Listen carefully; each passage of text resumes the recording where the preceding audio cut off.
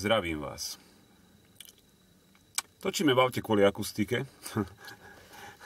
aby sme predišli rôznym špekuláciám o tom, či sú naše objavy ohľadne generátora na voľnú energiu opodstatnené a reálne. Predkladáme matematické zdôvodnenie možnosti zostrojenia takýchto zariadení. Určite ste mnohí videli rôzne videá tzv. Generátorov na voľnú energiu a niekedy je veľmi ťažké odhaliť, či sa jedná o reálne fungujúce zariadenie alebo o dobre vypracovaný podvod. Aby ste sa mohli sami presvedčiť o tom, či je predmetné zariadenie reálne fungujúce, tak musíte jeho funkčnosť podložiť matematicky, tak aby bolo možné urobiť skúšku správnosti a okrem toho, matematika je rečou fyziky, takže ak chceme dokázať, že niektoré fyzikálne zákony nie sú správne, tak to musíme urobiť matematickým zdôvodnením tak, aby nevznikli žiadne pochybnosti. Začnem výzvou na konfrontáciu, ktorú som zverejnil už 11.11.2013 v Slobodnom vysielači v relácii Informačná vojna, kde som ponúkol odmenu 500 eur odborníkovi z oblasti fyziky, ktorý bude ochotný v priamom prenose vyvrátiť moje závery a prepočty dokazujúce možnosť zostrojenia zariadenia pohonnej jednotky, to teda začneme, ktorá pracuje v rozpore s Newtonovým zákonom. Jedná sa o pomerne jednoduchý prepočet týkajúci sa pôsobenia síl, kde bude prepočítaná sila akcie následne odvedená o 90 stupňov, odstredivá sila a sila reakčná zariadenia, ktoré vidíte nakreslené. Na tomto obrázku sú aj znázornené veličiny, alebo teda sú otázniky, kde sa bude robiť prepočet a z tohto prepočtu teda vyjde jasná odpoveď o tom, že Newtonov fyzikálny zákon o pôsobení síl nie je správny.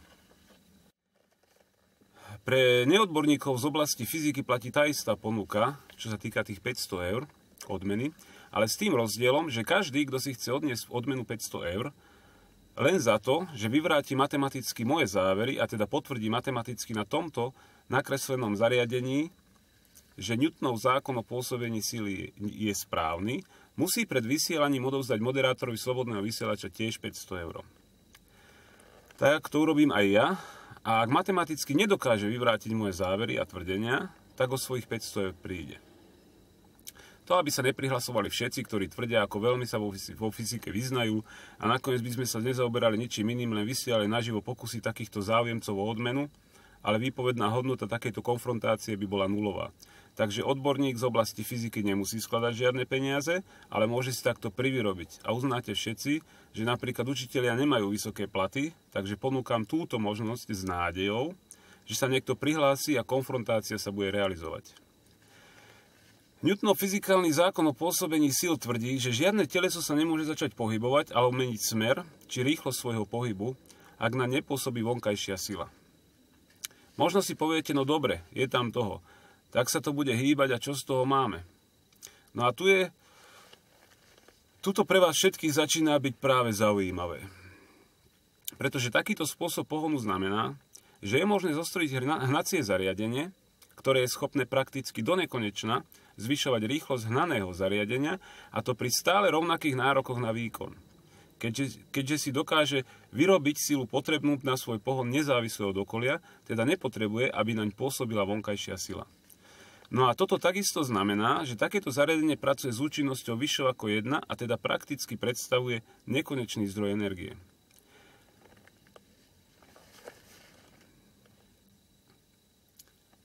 Predkladáme tento nákres zariadenia so znázornením pôsobenia síl, a to tak, že reakčné sily, ktoré by podľa fyzikálnych zákonov mali pôsobiť opačným smerom, ako pôsobia sily akčné, a teda zabrániť pohybu telesa, sú rozdelené a následne je odklonený smer ich pôsobenia o 90 stupňov a ešte sú aj nasmerované proti sebe, čím sa vlastne eliminujú.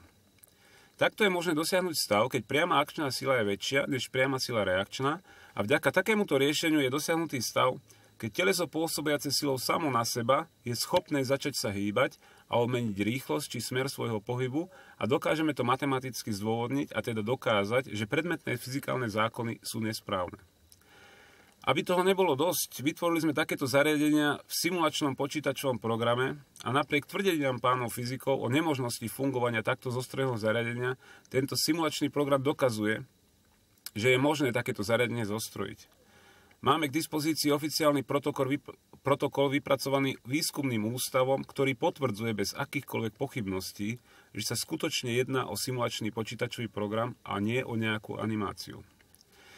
Tieto podklady sú postačujúce pre Úrad priemyselného vlastníctva pre udelenie patentu, teda oficiálne uznanie možnosti zostrojenia takéhoto zariadenia. Pre zabezpečenie šírenia týchto informácií o týchto technológiách som sa rozhodol, že 10% podiel na patentových právach rozdelím medzi ľudí, ktorí prejavia záujem a zároveň podporia realizáciu týchto projektov zakúpením si balíčka, ktorý obsahuje certifikát o podielnictve na 10% podiele na patentových právach generátora na voľnú energiu, pracujúceho na báze cyklónového efektu, ktorý ste videli bežať na začiatku videa, a knihu Rovnica sveta, ktorú som napísal a ktorá je vlastne filozofiou písanou formou príbehu a obsahuje tiež informácie o generátore na voľnú energiu, o pohonnej jednotke a niekoľkých ďalších projektoch, ktorých som autorom. Cena tohto balíčka je 20 eur. Upozorňujem všetkých na to, že nie som žiadny iluzionista a predkladám vám informácie, ktoré si môžete veľmi jednoducho overiť a prepočítať.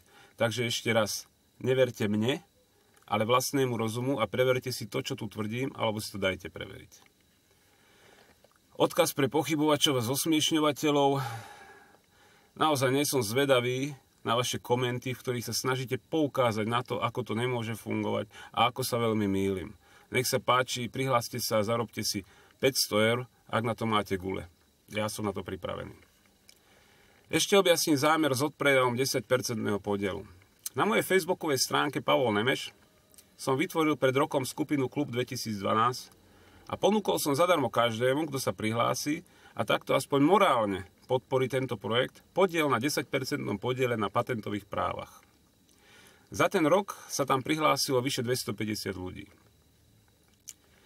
Už sme sa dostali do štádia, keď sme splnili všetky podmienky pre udelenie patentu a tak som dňa 4.11.2013 uzatvoril možnosť stať sa podielnikom zadarmo.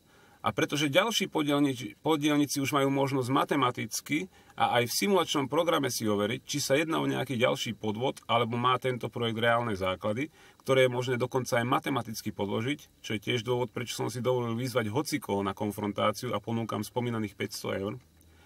Túto odmenu budem časom zvyšovať, lebo pochybujem, že sa nájde niekto, kto bude ochotný podstúpiť takúto konfrontáciu, aj keď odborníkovi z oblasti fyziky nehrozí žiadne riziko, že by o niečo prišiel. Snáď len, že sa mu zrúti jeho fyzikálny svet a predstavy, v ktorých žije celý svoj život.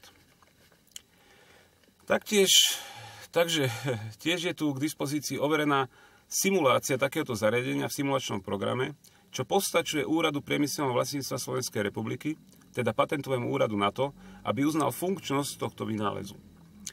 V závere tohto videa uvidíte predmetnú simuláciu pohonnej jednotky, ktorá pracuje v rozpore s Newtonovým zákonom o pôsobení síl, a to dokonca vo dvoch verziách, v prvej ako pohon pre dopravné prostriedky a v druhej ako pohon pre generátor na výrobu elektrickej energie.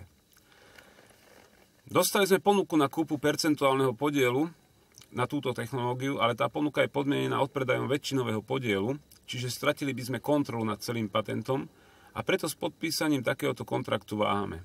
A namiesto toho som vymyslel odpredaj podielov 10% podielu na patentových právach generátora na voľnú energiu, ktorý pracuje na báze cyklónového efektu a v priebehu 2 týždňov sa z 250 podielníkov, ktorí sa prihlásili v priebehu 1 roka, rozrástla táto skupina na vyše 300. Cena balíčku je teda 20 eur a keďže sa stále blížime k udeleniu patentu, tak cena balíčku sa bude zvyšovať. Po dosiahnutí 500. podielníka bude balíček stať 50 eur, a od 1000. podielníka bude stať balíček 100 eur. Upozorňujem všetkých, aby neobjednávali balíčky, kým si riadne nepreveria dané prepočty, ktoré dokazujú nesprávnosť Newtonovho zákona o pôsobení síl, alebo celkom nechápu princíp fungovania zariadenia. Teda, že takéto zariadenie je schopné permanentne zvyšovať svoju rýchlosť, napríklad vo vákuu, a to pri stále rovnakom, teda nezvyšujúcom sa nároku na výkon pohonnej jednotky, a čo tieto fakty znamenajú.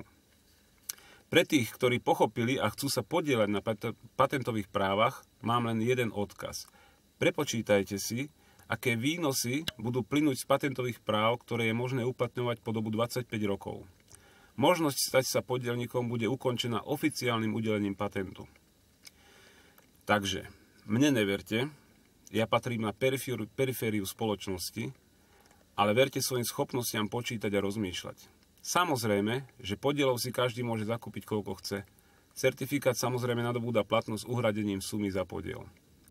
Balíčky sa posielajú poštou, takže dáta, ktoré potrebujem pre zaslanie, sú meno a poštová adresa, na ktorú sa balíček má zaslať, a po uhradení predmetnej sumy budete zapísaní do zoznamu podielnikov, ktorý sa uzavrie udelením patentu na vynález generátora na voľnú energiu, ktorý pracuje na báze cyklonového efektu.